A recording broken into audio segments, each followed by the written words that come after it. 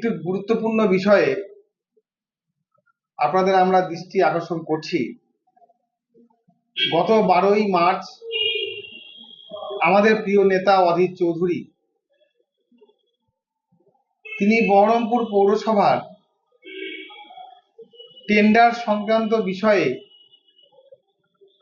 একটি দুর্নীতির কথা তিনি আলোকপাত করেছিলেন। সেই সঙ্গে সঙ্গে তিনি এই পৌরসভার টেন্ডারে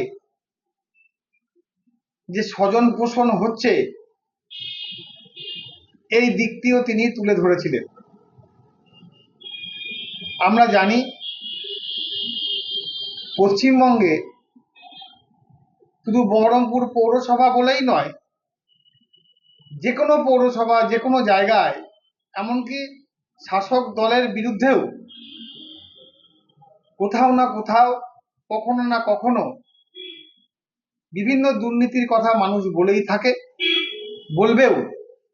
এটাই স্বাভাবিক।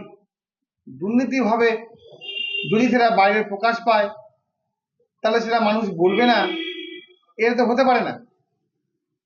কিন্তু তার প্রতিক্রিয়া হিসাবে এবং প্রতিহিংসামূলক পথ অবলম্বন করে বহরমপুর পৌরসভার পৌরপিতা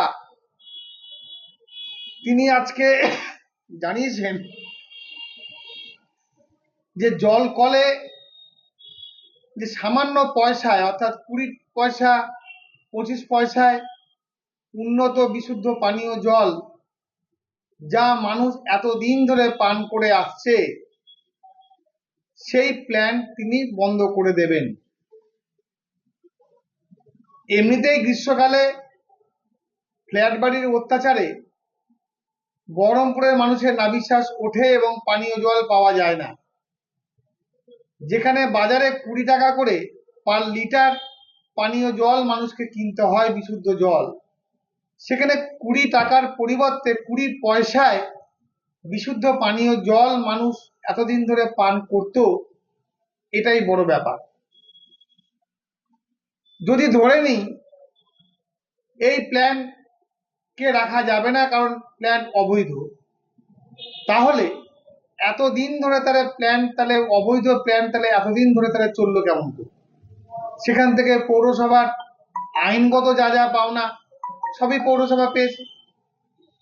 অর্থাৎ আমরা বলতে চাইছি, দুর্নীতির কথা তুলে ধরতে গিয়ে, দুর্নীতির কথা বলতে গিয়ে ভয় পেয়ে প্রতিহিংসামূলক কাজ যা সাধারণ মানুষের উপরে বর্তাবে, এমন কাজের থেকে পৌরসভাকে বিরত থাকার জন্যই বোধহয় অনুরোধ করছি। রাজনীতি থাকবেই, সেখানে বিরোধী দল থাকবেই। বিরোধী দল সুযোগ পেলে, দুর্নীতির কোনো গন্ধ পেলে বিরোধী দল সেখানে আলোকপাত করবে, এটাই স্বাভাবিক।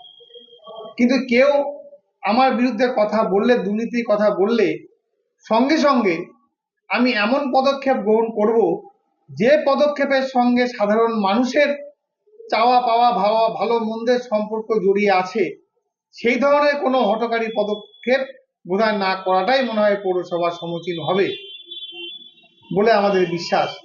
তাই এই হঠকারী প্রতিহিংসামূলক যে বিবৃতি, তার থেকে বিরত হওয়ার জন্য আমরা বহরমপুর পৌরসভাকে অনুরোধ করব।